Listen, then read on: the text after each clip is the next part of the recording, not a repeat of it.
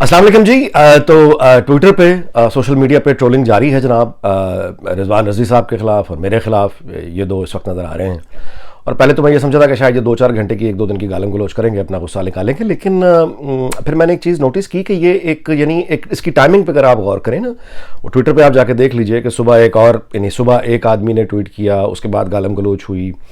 फिर आफ्टरनून के करीब लगभग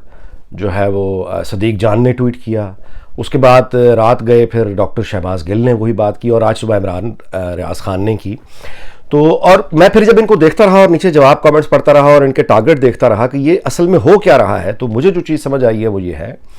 कि ये रिजवान रज़ी साहब हों या मतलब ये फ़कीर हो, ये तवज्जो हमारी तरफ नहीं है, ये पैगाम किसी और जानिब दिया जा रहा है। और वो अगर आप उसको देखें तो वो कोई बहुत मुश्किल नहीं है सवाल को हल करना। ये बुनियादी तौर पे इस्लामाबाद हाई कोर्ट के चीफ जस्टिस हैं अतर मिनल्लाह, जिनको बार बार मुखातिब किया जा रहा है, ये अटॉर्नी जनरल को मुखातिब किया जा रहा है, और अपीलें ये सब यानी जितनी भी है इनमें एक बात मुश्तरक है, वो ये है कि ये गालम गलोच करने के बाद जो चीज़ डिमांड कर रहे हैं वो ये है कि ये target basically chief justice Islamabad high court को कर रहे हैं, और उनसे फरियाद कर रहे हैं कि हमें वो जो ये पीका ये जो कानून लेकर आए थे, FIA को जो इख्तियार इन्होंने दिया था कि जिसको जी चाहे ये 6 महीने के लिए उठा लें बगैर ज़मानत के, और उसके बाद 5 साल तक की जेल है, ये वो है काला कानून जिसको इस्लामाबाद हाई कोर्ट के चीफ जस्टिस ने उठा के फेंक दिया था।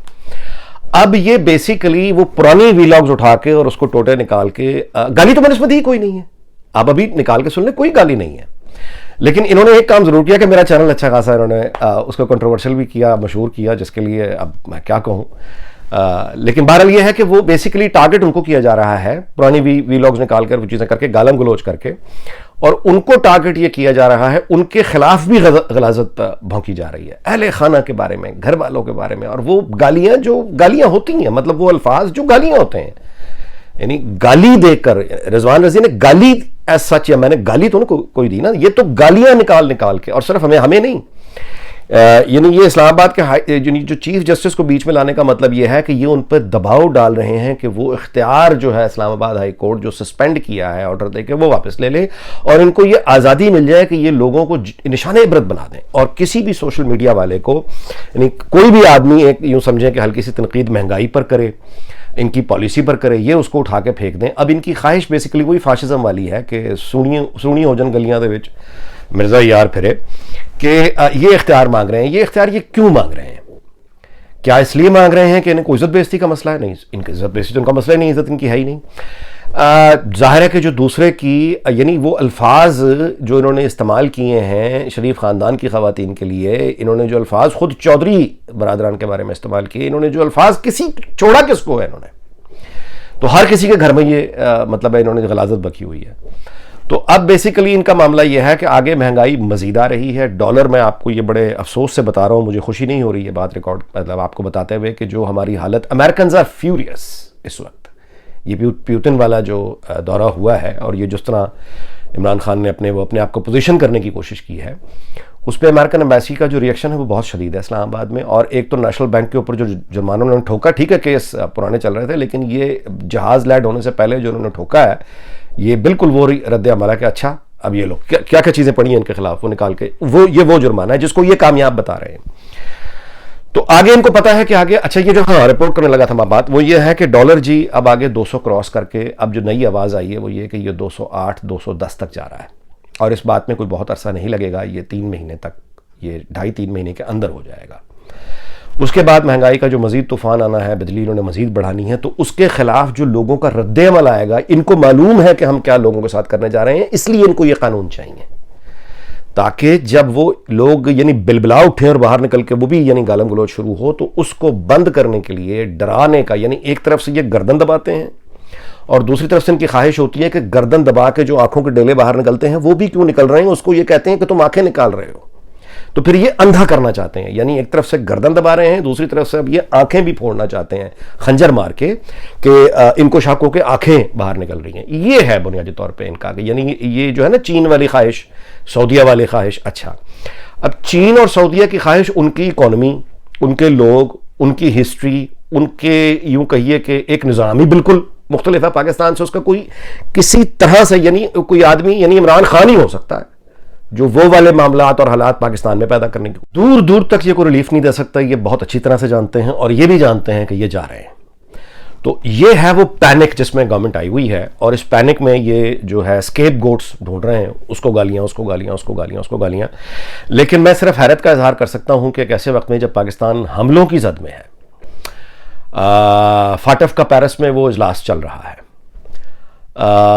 ہماری کیا پوزیشن ہے انٹرنل ایکسٹرنل سب جانتے ہیں, اور بجائے یہ کہ یہ ملک کی سالمیت کا فکر کریں, یہ اس آگ پہ مزید تیل چھڑک رہے ہیں اور اختیارات مزید چاہتے ہیں کہ یہ لوگوں, یعنی ایک طرف سے یہ لوگوں کو مار رہے ہیں مہنگائی سے, ایک طرف سے یہ لوگوں کو مار رہے ہیں بے روزگاری سے, ایک طرف سے یہ لوگوں کو مار رہے ہیں جو فیکٹریاں کارخانے بند ہو رہے ہیں, اور مارتے مارتے مارتے مارتے یہ دوسری طرح سے بھی مار رہے ہیں کہ اگر کوئی احتجاج کرے گا تو اس کو اٹھا کے ہم جیل پھینک دیں گے. یہ ہو نہیں سکتا, یہ اسٹالن نہیں ہے. میری بات سنیں, یہ کوئی ریولوشن کے تحت, یہ کوئی بالشوک ریولوشن نہیں آیا ہوا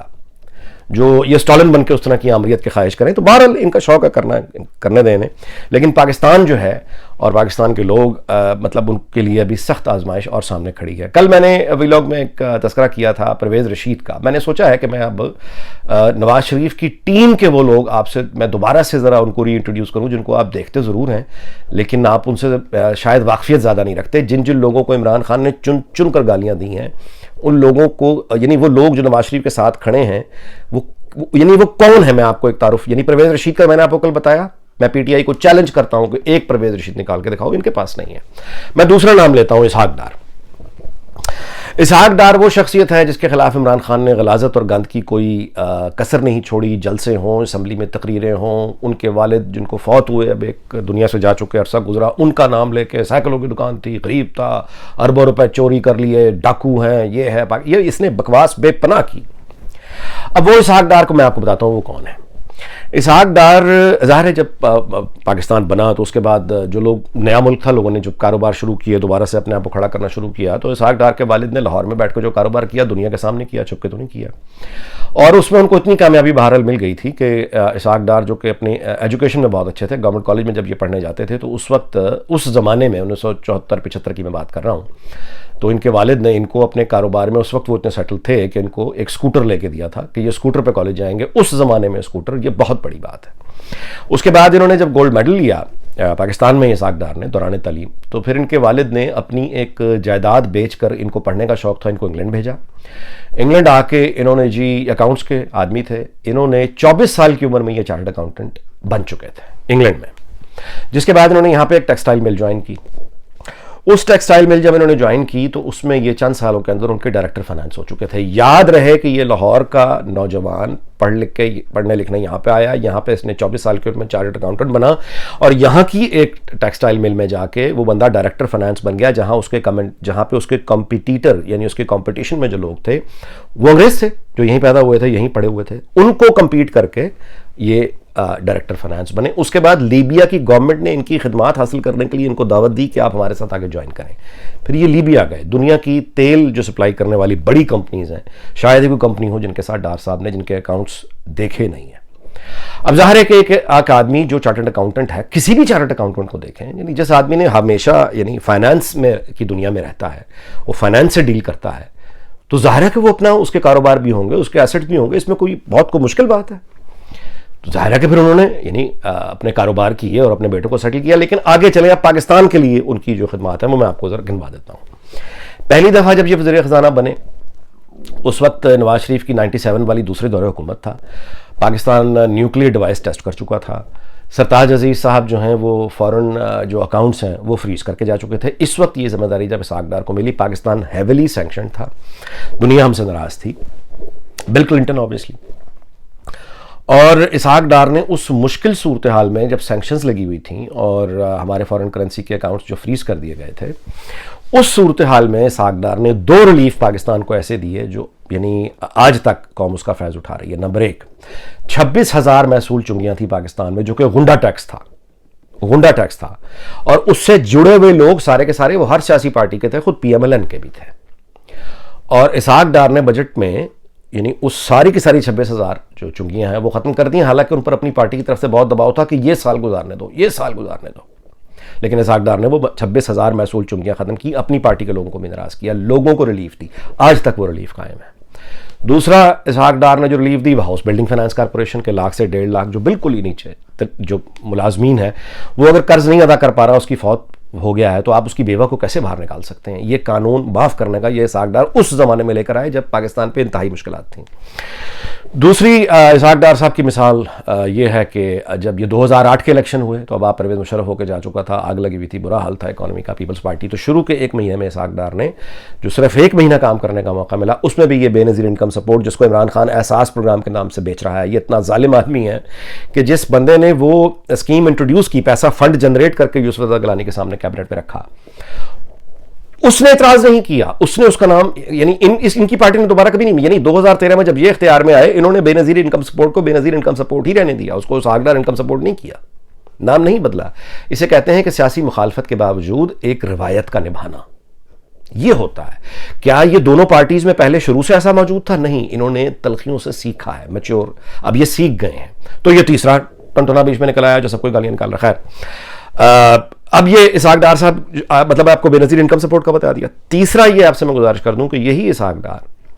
جب 2013 میں آئے تو یہ پاکستان کی یہ فاٹف، یہ IMF، یہ کوئی پہلا پروگرام تو ہمارا ہے نہیں، اس وقت بھی پھنسے ہوئے تھے، اس وقت بھی یہ گرے لسٹ، بلیک لسٹ سے گرے اور پھر وائٹ لسٹ میں کون لے کر آیا؟ اسحاق ڈار لے کر آیا، نواز شریف کی سربراہی میں لے کر آیا، پاکستان کو لے کر آیا۔ حال کی بات کر رہا ہوں، پرانی بات نہیں کر رہا، جو کہہ رہا ہوں گوگل کر کے آپ اس کو بھی چیک کر سکتے ہیں۔ IMF کا جو پروگرام تھا اس میں پاکستان پھنسا ہوا تھا، شکنجے سے جان چھڑائی، پروگرام پیک اپ کیا، IMF کو خداحافظ کہہ دیا، اسحاق ڈار نے کیا، نواز شریف کی سربراہی میں کیا، ابھی حال میں کیا، پرانی بات نہیں کر رہا، اپنے طور پہ چیک کر لیں۔ یہ ہے نواز شریف کی ٹیم۔ اس ٹیم، کل میں نے ایک پرویز رشید کا مزہ، آج میں اسحاق ڈار کا نام لے کر دوبارہ PTI کو چیلنج کرتا ہوں کہ تم لوگ گالیاں نکالنے کے علاوہ، دوسروں کو چور ڈاکو کہنے کے علاوہ، تم ایک اسحاق ڈار اپنی ٹیم میں سے نکال کے بتاؤ جو آدمی اتنا ٹیلنٹڈ ہو، جس آدمی کو BBC نے بلایا ہو ہارڈ ٹاک میں، جس میں بڑے بگڑے پاکستان نے مچے ہو جی، وہ BBC نے تباہ کر دیا جی، چور ڈاکو بے نقاب ہو گئے جی، یہ ہو گیا جی، الیکشن کی بات ہوئی، اسحاق ڈار نے کہا کہ 2018 کے الیکشن رگ تھے، اس نے کہا کہ یہ یورپی یونین کی رپورٹ ہے کہ رگ نہیں تھے، اس پر انہوں نے بڑا شور مچایا جی، وہ چھا گئے۔ اس پر اسحاق ڈار نے BBC کا جو بورڈ ہے ان کو شکایت کی لکھ کر کہ یہ آپ کے پریزنٹر نے میرے ساتھ زیادتی کی ہے، غلط رپورٹ دی ہے۔ BBC نے اپولوجی نشر کی، BBC نے معافی مانگی کہ اینکر کو یہ والی اصل رپورٹ دکھانی چاہیے تھی۔ وہی اسحاق ڈار کے خلاف پھر ایئر وائی نے کیا کہا، وہی اربوں روپے کھا گیا ڈاکو، یہ وہ، اسی ایئر وائی نے اسحاق ڈار یہاں کورٹ میں لے کر گئے اور اسحاق ڈار سے ایئر وائی نے آن ایئر ایئر کر کے معافی مانگی، عدالت نے بھی معافی مانگی، آن ایئر بھی معافی مانگی کہ ہم سے غلطی ہوئی ہے، ادارہ آپ سے معافی مانگتا ہے۔ یہ ہوتے ہیں مضبوط لوگ، یہ ہوتے ہیں یعنی جو لوگ اپنی جڑوں پر مضبوط ہوتے ہیں، جنہیں اپنے کردار کی سچائی پر یقین ہوتا ہے اور اپنے اسکل پر بھی یقین ہوتا ہے، یہ ہوتے ہیں لوگ۔ جہاں پہ آئین اور قانون کی حکمرانی ہو تو اس کے بعد آپ نے دیکھا کہ صرف ایئر وائی نہیں ہے جس نے معافی مانگی، BBC نے معافی مانگی، اور 3 میں نے آپ کو مثالیں دے دی ہیں کہ 3 مرتبہ وزارت خزانہ ان کو ملی، اور جو ریلیف انہوں نے دیے ہیں وہ آپ کے سامنے ہے۔ اب آخری بات میں اس بات پہ ختم کرتا ہوں کہ یہ بیسیکلی دھرنے کے بعد سے جو ایک غلاظت شروع ہوئی، ان کو سموتھ رائٹ تو ملی نہیں۔ اگر نواز شریف کو ایک سموتھ رائٹ بغیر سازشوں کے مل جائے، اور یہی اسحاق ڈار کی یہ ٹیم نواز شریف کی سربراہی میں، اسحاق ڈار کو اگر ایک سموتھ رائڈ مل جاتی ہے تو آپ اندازہ لگائیں کہ پاکستان ایسا تو نہیں تھا کہ ہم بہت 2013 سے 18 سال تک خوشحال اور کامیاب ہو چکے تھے، لیکن ہم خوشحالی اور کامیابی کے بطور قوم خواب دیکھ سکتے تھے۔ آج ہمارے پاس کوئی خواب نہیں ہے، آج ہمارے پاس کوئی امید بھی نہیں بچی۔ موجودہ سیٹ اپ جو موجود ہے نا، ہمارے پاس کوئی امید نہیں ہے۔ آپ جتنی قربانیاں دے رہے ہیں اس سے 100 گنا زیادہ قربانیاں دے دیں، بھلائی پھر بھی نہیں آئے گی، کیونکہ یہ جوکروں کی حکومت ہے، یہ جوکروں کا ٹولہ ہے۔ یہ لوگ صرف گالی دیتے ہیں، کرپشن کرتے ہیں، پیسہ لوٹتے ہیں اور اپنی شامیں خوبصورت گزارتے ہیں، اس کے بعد ان کی دہاڑیاں لگی ہوئی ہیں، انہوں نے ٹائم گزارنا ہے جتنا ان کا گزر گیا، کیونکہ یہ جانتے ہیں کہ یہ ووٹ سے دوبارہ نہیں آ سکتے، لہٰذا یہ کھیل اور اس کی قیمت پاکستان دے رہا ہے۔ کب تک دے گا اللہ اس کے بارے میں بہتر جانتا ہے، لیکن امید کر سکتا ہوں کہ انشاءاللہ تعالیٰ بہت جلد اس ٹولے سے ہماری جان چھوٹ جائے گی اور اس کے بعد ہم دوبارہ سے کوئی خواب دیکھنے کے قابل ہو جائیں گے۔ تو بس یہ پروگرام آج کا ویلاگ تھا، اس اگلے ویلاگ میں پھر ملاقات ہوگی۔ آپ جانے سے پہلے ایک اور شعر یاد آ رہا ہے، وہ بھی سنا دوں کہ اس رت میں تو ہر ہاتھ کی سنوائی ہوئی ہے، اس رت میں تو ہر ہاتھ کی سنوائی ہوئی ہے، وحشی کے گریباں پہ بہار آئی ہوئی ہے.